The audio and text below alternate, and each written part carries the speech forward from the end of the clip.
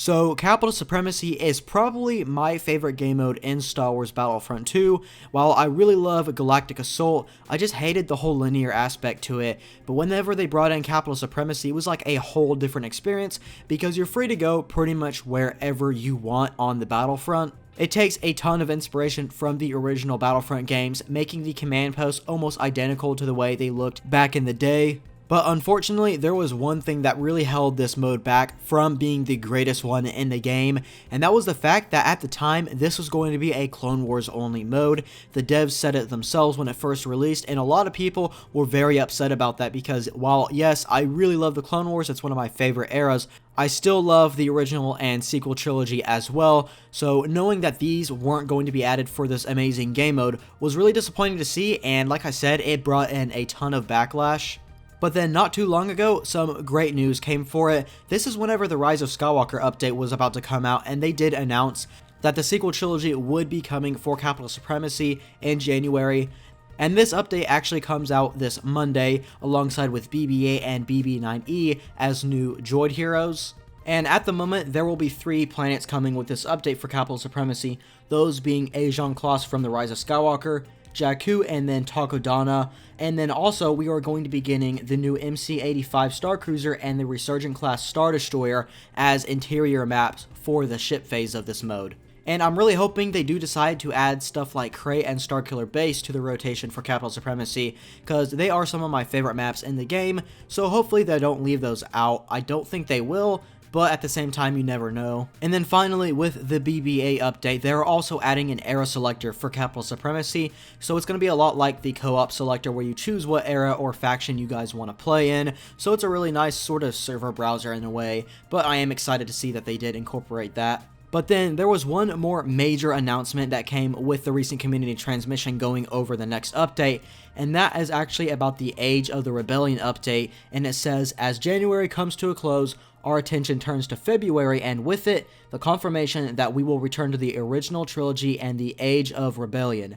It says that this includes bringing specific planets to both co-op and later on Supremacy. It goes on to say that we know that many of you have been requesting this, and we're incredibly excited at the prospect of playing as Luke, Leia, Darth Vader, and more through both co-op and Supremacy. And they actually go over the reason why they are changing the name, and this is a surprising one and kind of controversial one as well, and I'll go over that right now. It is actually that for the original trilogy, it seems, there's going to be no capital ship phases for it.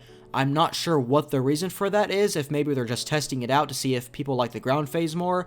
But the thing that really excites me about this is the fact that it's going to be exactly like the original Battlefront game's Conquest mode, where once you capture all the command posts, I'm assuming, you win the match. So basically, it is still Supremacy, just not with the capital ships. And while yes, the ship phase is really fun, at the same time, my favorite part about this mode is the capturing the command post part, because I do enjoy the capital ship interiors, but my main issue with them has always been that they are the exact same throughout every single map. So after some time of playing this mode, it does get stale because you are on the capital ship for quite some time, and like I said, it does get old and stale after a while.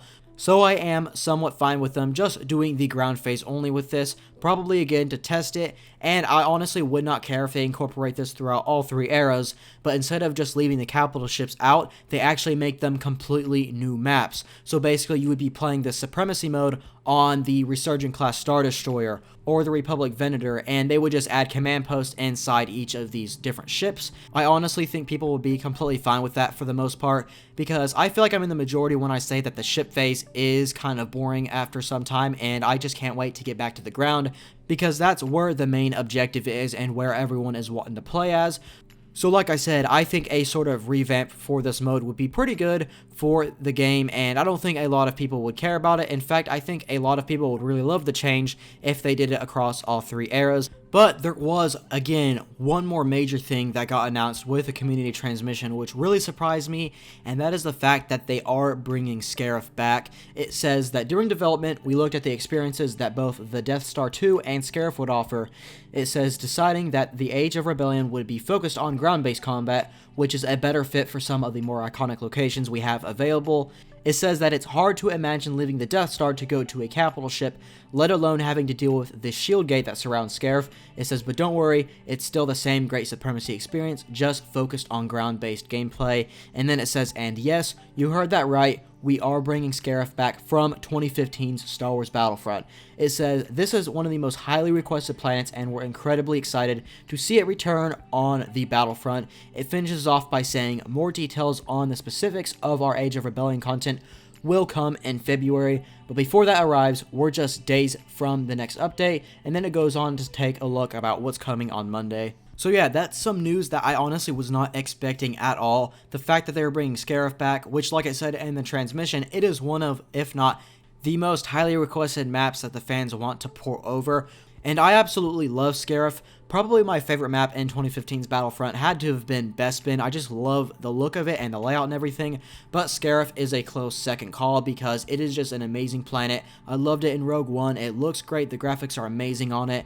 And one thing I am anticipating for them to bring in probably is the Shore Troopers. These were by far my favorite skin to use in Battlefront 2015. And just the thought of them coming back as an Empire skin really has me excited, and they're actually already in the game because in the campaign you actually go to SCARIF for a little bit as Kylo Ren. It was a really awesome gameplay mission, and there are Shore Troopers on that. So like I said, I am really hoping that they bring in those over alongside with a lot of other Empire skins. It is one of my most requested things for this game because we have skins for the Resistance, the Rebellion, a ton of clone skins, as well as droid skins. But the Empire, for some reason, doesn't have any, and I assume it's because they're wanting to wait out for the original trilogy updates, which at the end of the day, I am fine with because we had our Clone Wars seasons, now we're having our Sequel Trilogy season, and then finally, we're going to be having our original trilogy season. So I think it is okay at the end of the day, as long as they do bring in some new skins. So yeah, Capital Supremacy is about to be like 10 times better with the fact that we will now have all 3 eras, as well as an era selector where you can choose which faction you want to play as.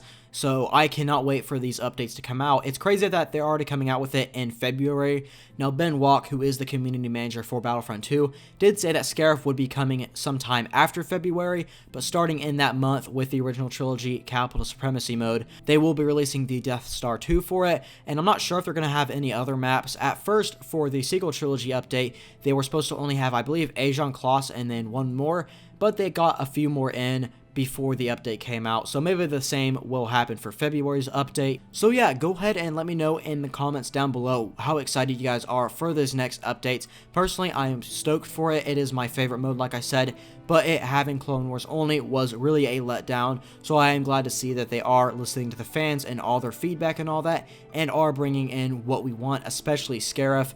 So that is pretty much going to do it for today's video. I hope you guys did enjoy. As always, if you did, be sure and leave a like as it really helps out the channel a lot.